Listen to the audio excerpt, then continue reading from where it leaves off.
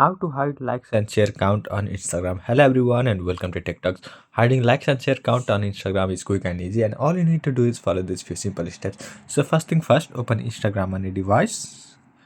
Now here on bottom right hand side of your screen you will find a profile icon, so tap on it and then tap on this icon located on top of your screen.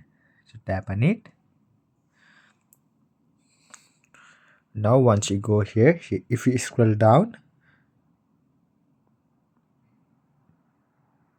here on this section what you see here, you will find this option like and share count, so tap on it.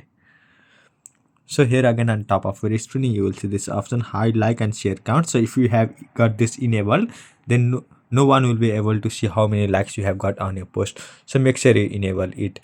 If this thing is turned off like this, then everybody will be able to see those likes count. So make sure you turn it on.